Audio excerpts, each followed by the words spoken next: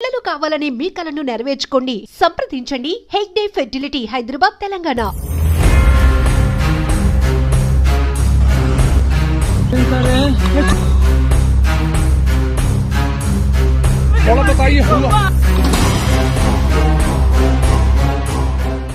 Jammu Kashmir పహల్గామ్లో టెర్రరిస్టుల attack దాడి ఘటన తీవ్ర చర్చనీయాంశమవుతోంది. మరొక వైపు అందమైన ప్రదేశాన్ని తిలకించి రావడానికి వెళ్ళినటువంటి టూరిస్టుల విహారయాత్ర కాస్త విషాదయాత్రగా మారిపోయిన విషయం మీ అందరికీ తెలిసిందే. ఇప్పుడు ప్రపంచవ్యాప్తంగా టెర్రరిస్టుల అటాక్ని అన్ని దేశాలు ముక్తకంఠంతో ఖండిస్తున్న పరిస్థితి కూడా ఉంది. ఖచ్చితంగా ప్రతీకార చర్యగా కూడా భారత సైన్యం అంతే అగ్రెసివ్గా ముందుకు వెళ్తోంది. అయితే ఈ దాడి ఘటనలో ప్రాణాలు కోల్పోయిన వారిలో విశాఖపట్నానికి చెందిన సత్యచంద్రమౌళి గారు కూడా ఉన్నారు. ఆయనతో పాటు వీళ్ళంతా కూడా అక్కడ ఆహ్లాదకరమైన ప్రదేశాలు తిలకించి చాలా ఆనందంగా తిరిగి రావాలనుకున్నారు. కానీ ఇంత దుఃఖంతో తిరిగి వస్తామని ఎవ్వరూ కూడా ఊహించుకోలేకపోయారు. సో చంద్రమౌళి గారితో పాటు వెళ్ళినటువంటి 6గురిలో శశిధర్ గారి కుటుంబం కూడా ఉంది. ఒక్కసారి అక్కడ ఏం జరిగింది, అప్పుడు ఉన్నటువంటి సిచ్యువేషన్స్ ఏంటి అడిగి తెలుసుకుందాం.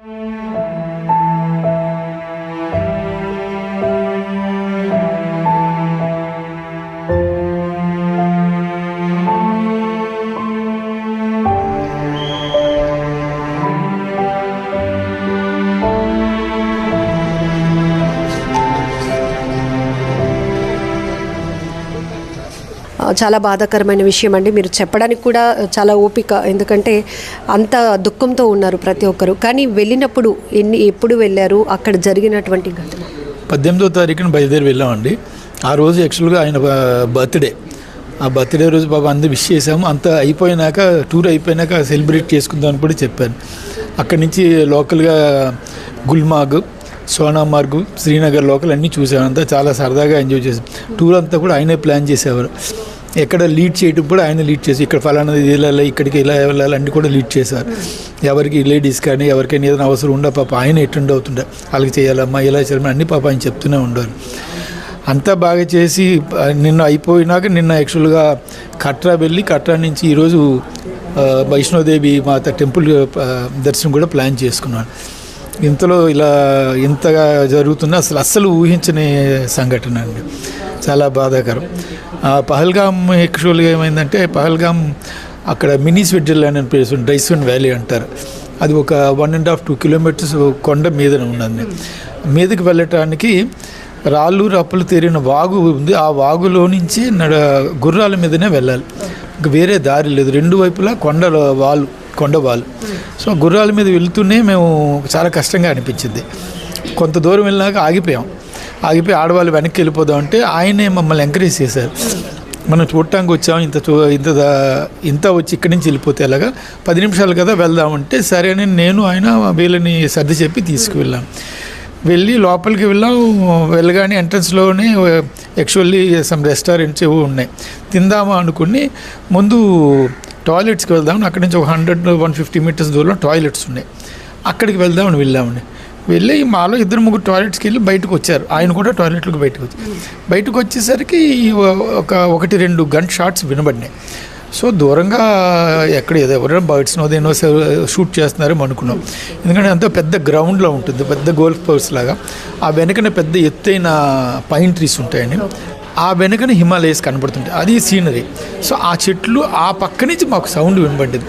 సో మేము ముందు అనుకోలే. ఆ తర్వాత మళ్ళీ 3-4 షాట్స్ వినబడ్డాయి.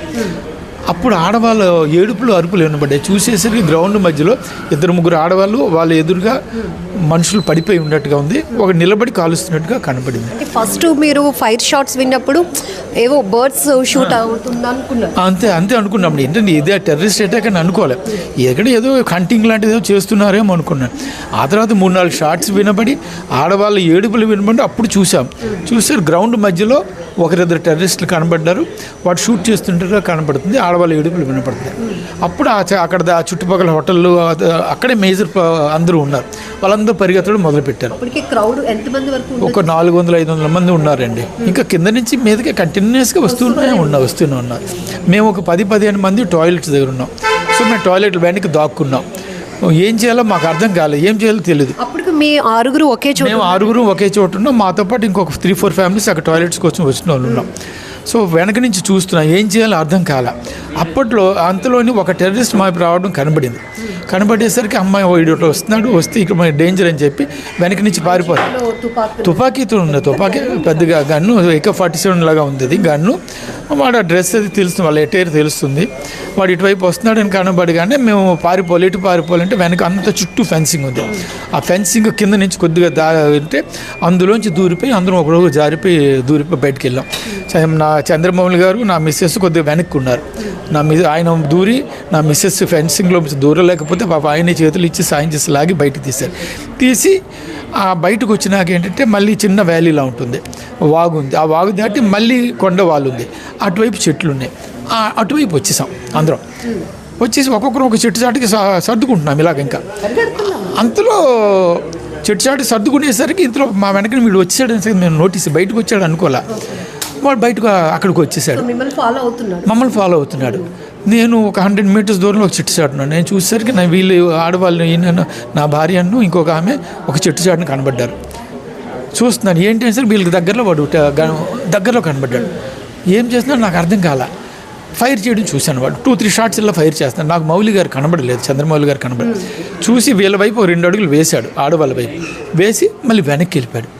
అమ్మ వెనక్కి వెళ్ళిపోతున్నాడు, ఫోన్లో ఇవి ఏమి చేయలేదు అని అనుకున్నాం. మౌలి గారికి ఇట్లా జరిగిందని సంగతి కూడా నాకు కనబడలేదు.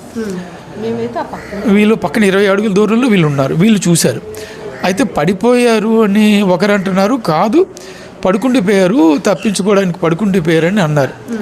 ఇంకా అంతే. మరి మేము ఆయన భార్య మేము అందరం కూడా ఇంకా నెమ్మది దిగుతున్నాం. ఆమె భార్య అంటున్నాం తప్పించుకోవడానికి పడుకున్నారు అన్నప్పుడు కొంచెం మనసుకు అదే మా ధైర్యం ఉండి అంతే. తప్పించుకోవడం పడుకున్నారు, వచ్చేస్తారు. మనం ఎవరు నిలబడకూడదు ఇంకా, ఎందుకంటే లోపల నుంచి సౌండ్స్ వినబడుతున్నాయి, గన్ సౌండ్స్ వినబడుతున్నాయి. సో ఇంకా అది వాళ్ళు ఎవరు ఎటు నుంచి వస్తారో తెలియదు కాబట్టి నెమ్మదిగా దిగిపోతాం. 10 దిగిపోతున్నాం. ఆయన భార్య నాగమణి గారు అంటున్నారు, మౌలి గారు రావాలి కదా అంటే పదండి ఒకరోజు వచ్చేద్దాం, ఆయన కూడా వచ్చేస్తారు, మనం ఆగకూడదు ఎవరు కూడా, ఎవరు ఆగినా ప్రమాదం, ఆయన వస్తారు పదని చెప్పి అలా నెమ్మదిగా దింపుతూ అలా ఒకరికొకరు సాయం చేసుకుంటూ ఆ వాగులోంచి కొండల రాళ్ళు తెలియని వాగులోంచి దిగుతూ ఆప్సపడపడు కిందకు వచ్చేసరికి ఒక 2 అవర్స్ వరకు పట్టిందండి. మేము దిగుతుండగా ఒక 3/4 కవర్ అయినాక అప్పుడు పోలీసుల మీదకి రావడం కనబడింది. ఎందుకంటే సిగ్నల్ కిందకి వెళ్ళదు అనుకుంటాను. మీద నుంచి ఎవరో వీళ్ళు గుర్రాలు నడిపే వాళ్ళు స్పీడ్గా కిందకి వెళ్ళి పోలీసులకు ఇన్ఫార్మ్ చేసినట్టున్నారు.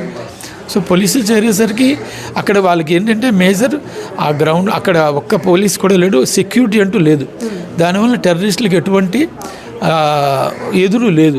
సో వాళ్ళు చాలా కామన్గా నడుచుకుంటూ ఫ్రీగా వచ్చి ఎవరైనా కాల్చుకుంటూ వెళ్ళిపోతున్నట్టుగా ఉన్నారు, అంత ఫ్రీ. మేము ఎందుకంటే డిఫెన్స్లెస్, హెల్ప్లెస్ అది. మరి దానివల్ల ఇంకా మరి వాళ్ళకి ఎదురు లేదు అక్కడ.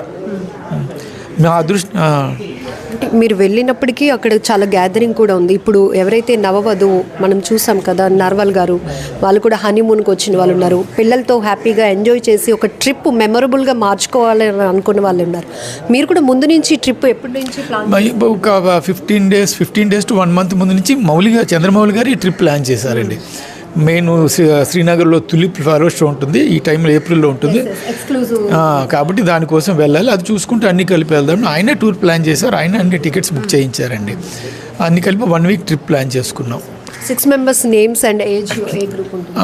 చంద్రమౌళి గారు 70 years అండి. చంద్రమౌళి గారు మిస్సెస్ 66 years ఎంత ఉంటుంది, నాగమణి గారు. అలాగే అప్పన్న గారు ఉన్నారు, ఆయన 73 సంవత్సరాలు. ఆయన భార్య శశికుమారి గారు 62 సంవత్సరాలు. నేను నా పేరు శశిధర్, నా 62 సంవత్సరాలు. నా భార్య సుమిత్రాదేవి 55 సంవత్సరాలు అండి. సినిమాల్లో చూస్తాం ఇలాంటి సీన్స్, అవి క్రియేటివ్ అయినా కూడా భయపడతాం. కానీ వాస్తవంగా మీరు చూసినప్పుడు అది కూడా ఒక లేడీ అయి ఉండి ఏంటి అసలు సిచ్యువేషన్ అక్కడ ఆ చప్పులకే మేము అసలు ముందు వణికిపోయామండి. ఏం జరుగుతుందో మాకు అర్థం కాలేదని. ఈయన చెప్తున్నారు, అమ్మో ఇక్కడ ఏదో అటాక్ అవుతుంది వెళ్ళిపోవాలి అని అన్నారు. అంటే మేము నమ్మటం లేదండి. అంటే ఇక్కడ ఎందుకు జరుగుతుంది అన్న మాకు అస్సలు అలాంటి ఆలోచన కూడా మాకు లేకపోవడం వల్ల మేము నమ్మలేదండి. అసలు అక్కడ ఉన్న వాతావరణం అలాంటి ఆలోచన అవకాశం లేదు. పోలీసులు అండి ప్రతి ఏరియాలో కూడా ఎంత ఎక్కువ మంది ఉన్నారు, ఎంతమంది ఆర్మీ వాళ్ళు తిరుగుతున్నారు అనేది చెప్పలేమండి. పాపం క్రిందంతా కూడా కంప్లీట్ పోలీసుల అండర్లోనే ఉందనే చెప్పాలి. చాలా ఎక్కువ మంది ఉన్నారు. ఈ పైన ఒక్క దగ్గర మాత్రం పెహల్గామ్, ఈ మినీ స్విట్జర్లాండ్ అనే దగ్గర ఎందుకు పోలీసులు ఆ టైంలో లేరు అన్నదానికి మరి మాకైతే అర్థం కావటం లేదు. ఎందుకంటే ఒక్క పోలీసు ఉన్నా కూడా ఆయన తప్పకుండా ఆయన్ని ఎదిరిస్తాడు. ఇంకొకరు ఎవరో వాళ్ళు ఆపుతున్నారంటే వాళ్ళు కూడా తగ్గుండే వాళ్ళండి. వాళ్ళకి అవకాశం లేదు. వాళ్ళు ఎంత హ్యాపీ గన్ పట్టుకొని గ్రౌండ్లో అటు ఇటు ఎవరున్నారని తిరుగుతున్నారంటే ఆ పరిస్థితి ఏంటో చూడండి. మేమేంటే బాత్రూమ్ వెనక తాక్కుని మేమైతే చూడలేదండి. వాళ్ళు ఇలా తిరుగుతున్నారని కూడా నేను నోటీస్ చేయాలి. ఈయన మాకు చెప్తున్నారు వాళ్ళు తిరుగుతున్నారు. వాళ్ళకని ఇటువైపు రావడం మొదలు పెడితే మనం ఇక్కడి నుంచి పారిపోవాలని నేను దారి వెతికారు. శశిధర్ గారు నోటీస్ చేసి మీకు చెప్పిన వెంటనే అసలు ఏమనిపించింది? చెప్తే మాకు భయంతో అదేంటి అంటే ఇలాగా అసలు ఏం జరుగుతుందని ప్రమాదం అన్నది ఒక్కటే మా బుర్ర రిసీవ్ చేసుకుంది. ఆ తర్వాత ఇంకేంటి మాకు తెలియటం లేదు. అంటే వాళ్ళు ఎలా చెప్తుంటే అలాగూ మూవ్ అవుతున్నాం అంతే. ఇక్కడ ఒక ఫెన్సింగ్ కింద చిన్న దారి ఉంది, అటు పారిపోవాలని. ఎందుకంటే ఆ బాత్రూమ్ మెయింటైన్ చేసిన అబ్బాయి ఆ కింద నుండి పారిపోయాడు. అందుకని అది దారి అని ఈయనకు అర్థమైంది. ఆ వెంటనే ఈయన పరిగెట్టారు అటువైపు. ఈయన పరిగెట్టేటప్పటికేమో ఆ వెనక్కి మిగతా మగవాళ్ళు కూడా దూరారండి. ఆడవాళ్ళు మగవాళ్ళు ఇంకో 4-5 ఫ్యామిలీలు వాళ్ళందరూ దూరారండి. కొంచెం అందరికీ వెనక్కి నేనే ఉండిపోయానండి. నాకంటే ముందు మౌలి గారు దూరారండి. ఆయన ఫోన్ పడిపోయింది అనుకొని ఆ ఫోన్ తీసి ఆయనకు అందించాను.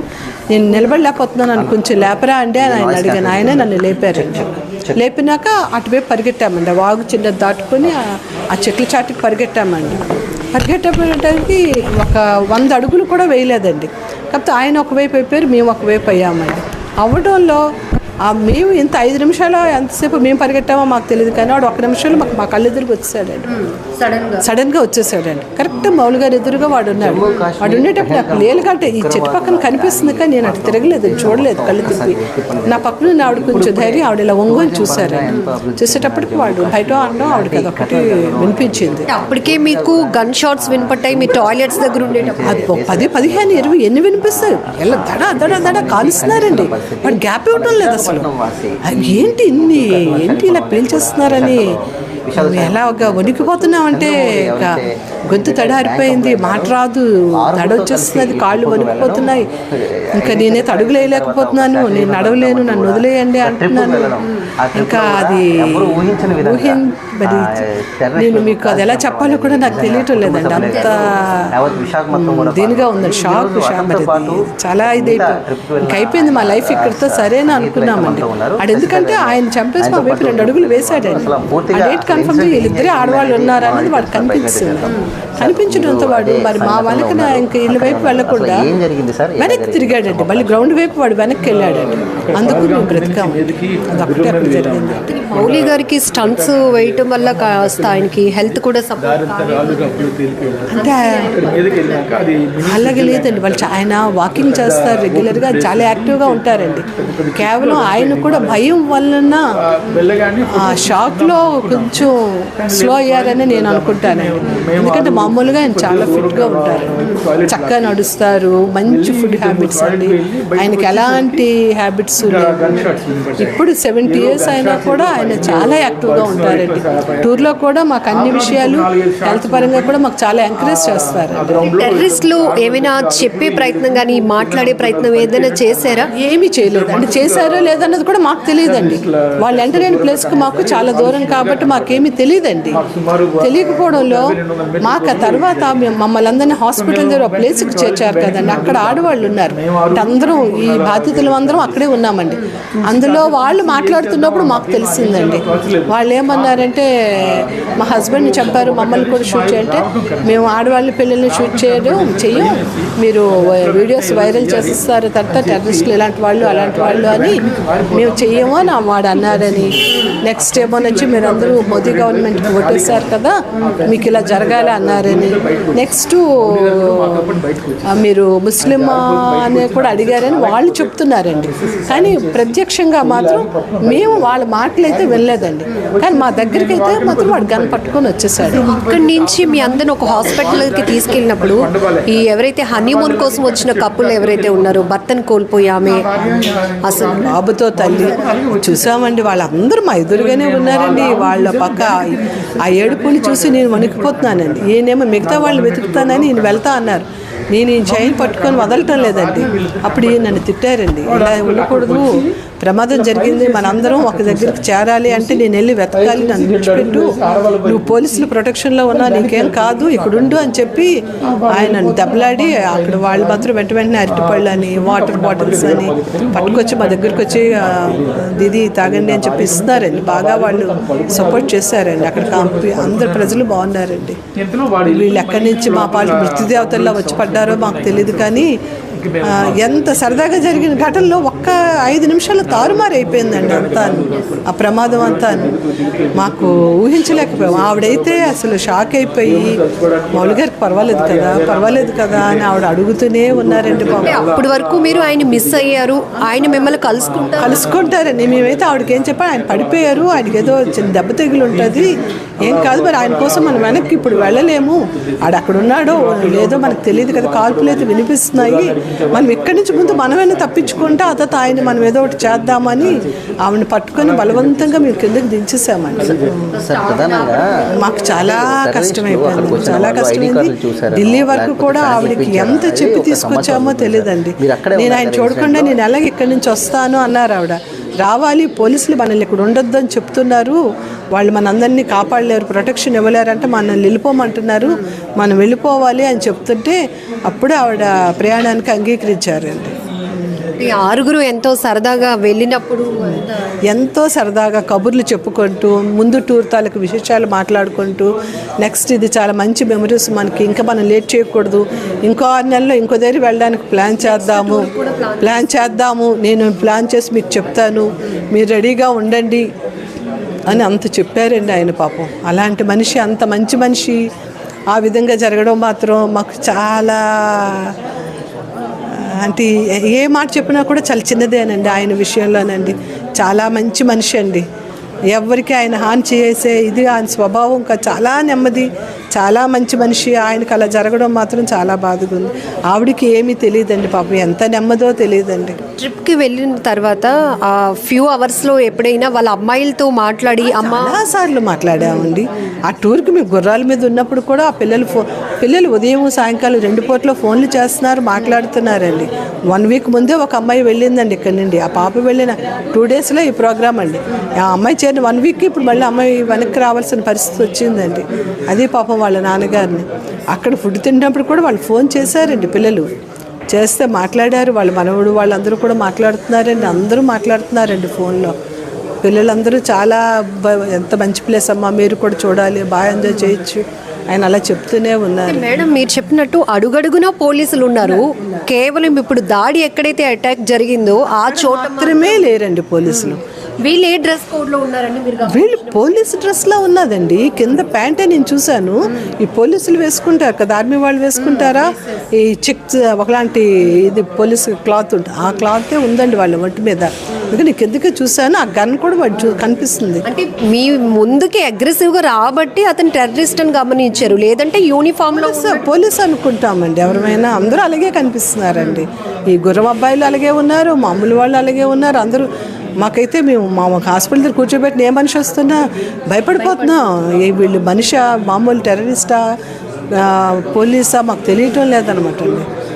చాలా చాలా భయంకరమైన, కొంతమంది ప్రాణాలు పోగొట్టుకున్నారు. ఇంకా టూరిజం అనేటప్పటికీ అందరికీ ఒక రకమైన వణుకు వచ్చేస్తుందండి.